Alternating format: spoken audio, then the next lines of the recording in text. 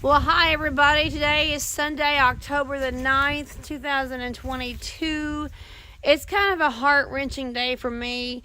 I just got back from the cemetery. I went to church and then I went to the cemetery in Hopkinsville, the Kentucky Veterans West Cemetery. Today is 8 years today since my dad passed away. He passed away on October the 9th, 2014. AJ was just 2 years old. AJ was just a 2-year-old toddler, and darn, a bulb went out. So AJ has grown up to be age 10 now. And AJ, do you actually have any real memories of my dad, or is it just through pictures and stories? Pictures. Pictures? Just looking at pictures of you and my dad? Yes, but I do have one memory of Shadrach. You have a memory of the dog? My dog died 6 months to the day that my dad died.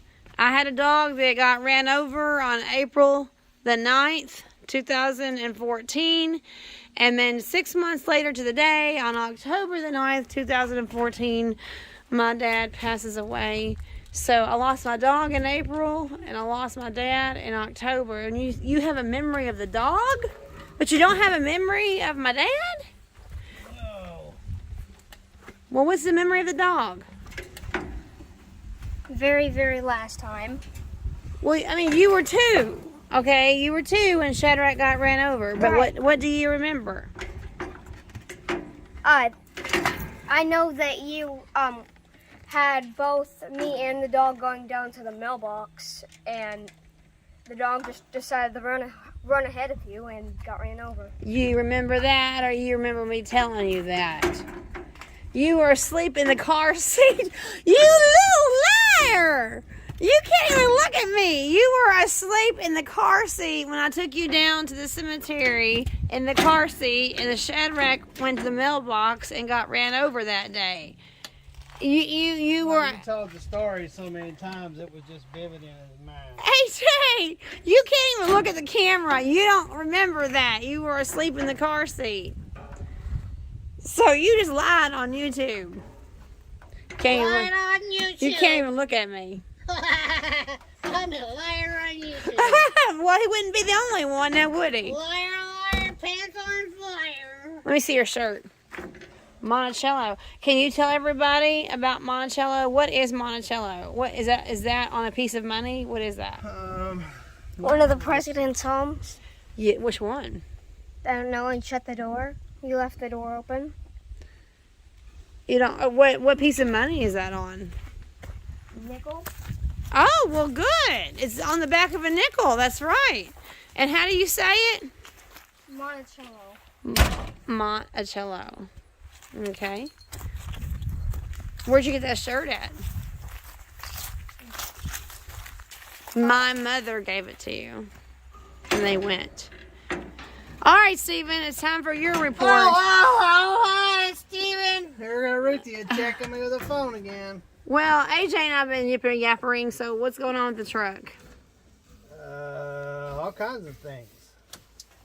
So I came out here to reroute a wire to start the truck because it's draining. Something's still draining the battery. You can see it's still pulling it down. I don't know what it is, but I did move one wire that was draining the battery.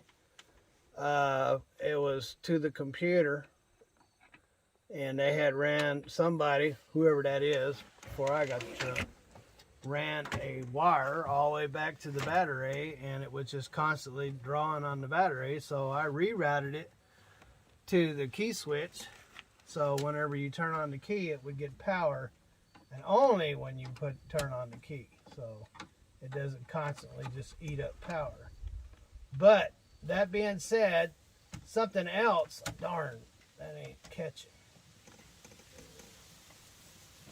Something else is pulling down the battery. So great, that one ain't catching. Well, how have So you anyway, been helping?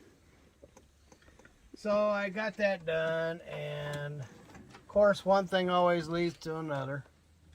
So Then I tried reversing those cameras because I've already tried reversing the wires every which way, and that won't change the direction of the camera, because the cameras, when they record everything in backwards, like you're looking in a mirror. And because it has the date and everything printed on it, if I could flip it in editing, but when I do, it changes the date and everything backwards. Right. So everything in the street and in the video is either going to be backwards, or the letters are going to be backwards. Something's going to be backwards. So anyway, that being said, I changed the cameras around, and when I was doing that, one of the things broke. So What's something? I had to fix that when it broke, and then when I done that, I was fixing some wires, and then I was checking my radars, and then when I was done with the radars, I remembered on my fix-it list that I needed to move the washer, and so that's what I just did now, is I just moved the washer. Freightliner Classics, they always put the washer in the sleeper underneath the passenger seat. It wouldn't have been too bad under the passenger seat. I don't know why they do stuff like that. Somebody over there in design just doesn't know what he's doing. So anyway, I took it out of the sleeper and put it up underneath right here underneath my foot. If you look outside, you'll see it under my foot. It's the thing with the white cable going to it. Oh, this. The cable? Oh yeah, it is underneath your foot. Okay. So I moved it under my foot. Okay. And I had to route a wire behind the dash over here, and I hate taking these. Let me rephrase my word. I don't like taking these panels out, because every time you do, light bulbs will get unplugged and things will start not working. So it's very tedious.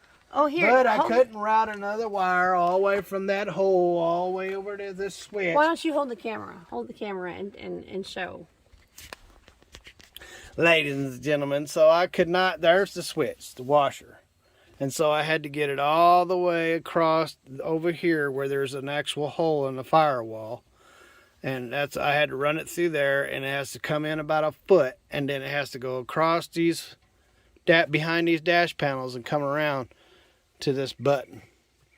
And the reason why I didn't just use the old wire is because it's routed straight down and goes underneath the carpet and goes around back that way. So that would be redundant to do that. So I just ran a new wire, and I had to take each and every panel out, and so because I tried to push it across, and AJ's my witness, I couldn't get it across there. It just kept balling up. So I had to take each panel out and run a wire over here, and I connected it to the proper wire, and now everything is where I needed to be. I'm gonna put my dash panels back in, and hopefully everything still works, and then I'll button everything up, and then I'll have my washers out there where, like I had on my Peterbilt. My Peterbilt was on the firewall right there underneath the window.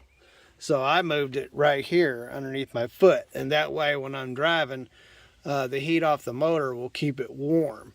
And not only that, so whenever I push this button here, it just never worked. I'd have to push, and I'd get a blister on my finger pushing it, and eventually it would finally get water up on the windshield. Well, that don't work when you got tons of snow building up on your windshield. So I decided to move the water bottle, ladies and gentlemen, from this point where it was back here in the sleeper. That's where it was. And so what happens when you push the button, it has to fight gravity and push forward to get up there and then go up to the windshield. And that's why it would never work. So what I did is I moved it to here. So when you push the button, it doesn't have to fight gravity to get up here. It just shoots it straight up. And that way it's only got to go 3 feet away.